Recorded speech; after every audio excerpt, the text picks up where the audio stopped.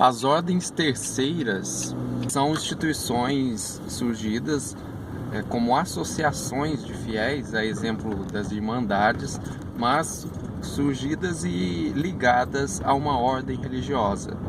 Por isso, ordem terceira. O terceiro, provavelmente, é em relação a que essas ordens têm um ramo masculino, um ramo feminino, mas ambos de religiosos consagrados, e um terceiro ramo que é para leigos, tanto homens como mulheres, que desejam se unir àquela ordem religiosa, mantendo-se como leigos, como casados, como família.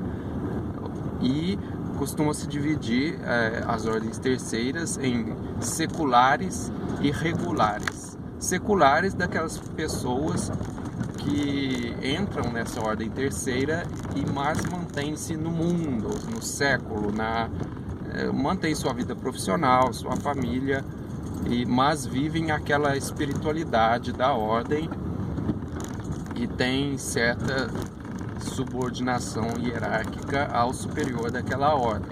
A ordem terceira regular, é mais rara, seria de leigos que entram de fato na ordem em vida comunitária.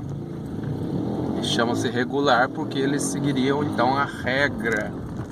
Daí regular seguiria então a regra da ordem. Como exemplo dessas ordens terceiras temos dos carmelitas, a ordem terceira do Carmo, a ordem dos franciscanos seculares, seria a ordem terceira dos franciscanos, e existem várias. E para entrar numa dessas basta se submeter aí ao que cada uma pede. Eles têm as suas regras próprias. É um modo de engajamento na espiritualidade da ordem. Não confere nenhum título, nenhum grau hierárquico. E aproveito então para dizer sobre os religiosos. A vida religiosa não é, segundo a explicação que está nos documentos da igreja, como no Lumen Gentium, não é um ramo intermediário entre os clérigos e os leigos. É um ramo especial à parte, porque o religioso, a característica dele é que ele professa os votos evangélicos de pobreza, castidade e obediência. Alguns têm outros votos ainda. E essa é a característica. Mas eles não se tornam, por isso, clérigos. Eles entram na vida religiosa. Mas, de certo modo, deixam de ser leigos. Eles se consagram ao serviço do reino de Deus. E os religiosos podem ser ordenados também. Em algumas ordens, os homens religiosos são ordenados. Então, tornam-se padres, diáconos, até bispos. Então, eles se tornam religiosos e clérigos também. Então, é uma categoria, não é intermediária, mas é uma categoria que engloba aí parte do clero e parte dos leigos. É um ramo de vida especial.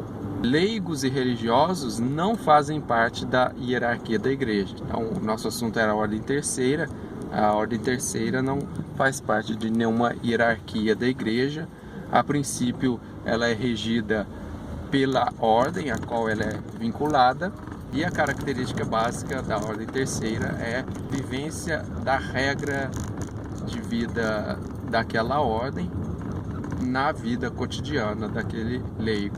A diferença para as irmandades ou qualquer outra associação de fiéis leigos é que ela está subordinada à ordem, enquanto que as irmandades e associações, a princípio, não estão subordinadas a ninguém, mas normalmente se subordinam ao bispo local, já que se pretendem ser uma irmandade, associação católica, eles se submetem ao bispo.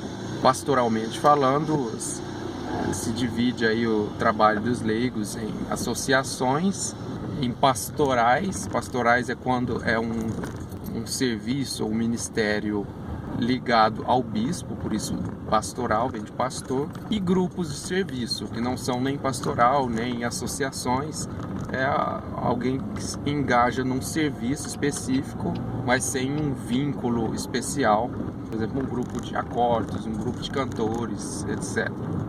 Não tem aí uma regra própria, uma constituição, um estatuto, como tem as associações e irmandades.